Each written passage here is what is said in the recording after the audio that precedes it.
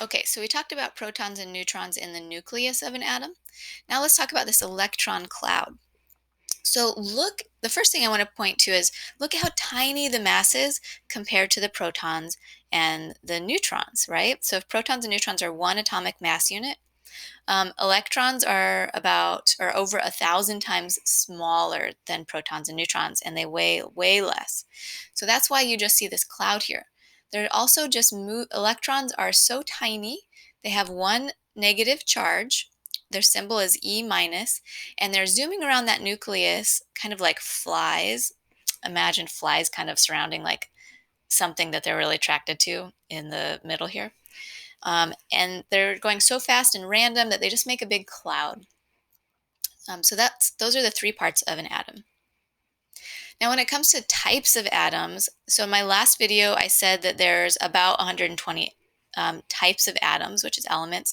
The reason I said that instead of saying exactly 118 is because we're discovering new elements all the time. So these last like 4 elements or so were added to the periodic table within the time that I've actually been teaching. So that was about 2 years ago, I think, that these last 4 were added on. They were created in a lab by, kind of man-made elements, and they existed for a split second. So not for very long. You won't find them in nature, but they did exist, and so we added them to the periodic table.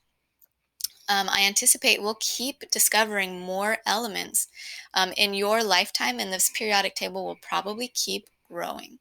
As we get into these higher numbers, though, these elements are very unstable and they don't last for very long in the lab. Okay, but you'll notice every single type of atom, that's what we call our element. So there's 118 elements on the periodic table. And notice they go in order. So at the top there's 1, 2, 3, 4. Each one has its own symbol, and the symbol is the letters in the little square here. It always starts with a capital letter, and then if there's 2 letters, ends with a lowercase letter. And that's actually important. And we'll learn more about that later.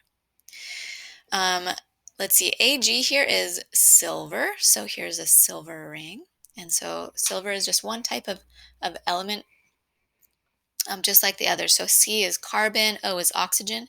You are actually going to memorize most of these elements on the periodic table. So fun. Mass number. So when we look at the periodic table, you're going to notice a couple of different numbers. This periodic table is really basic. You only see one number here in each square, but you see these numbers down the side of the periodic table. You also see these numbers running along the top of the periodic table. And there's actually the mass numbers that are missing from this periodic table. So if you Google periodic table, you'll see some of them look a little different and have different information. So what is a mass number? Well, every element has a different mass because every element has a different number of protons. And if we know each proton has a mass of 1 atomic mass unit, then it makes sense that each element would have its own mass if it has a different number of protons. So on this periodic table, you'll see this number. This is the atomic number. And so the atomic number tells us how many protons are in each of these elements. So a hydrogen atom has how many protons? Just 1. And you can see that from this number up above. Now, the mass number, you'll notice here for neon. Okay, so let's look up at neon. Neon is right here. It's number 10. All right, so the atomic number is number 10. So how many protons does it have? 10.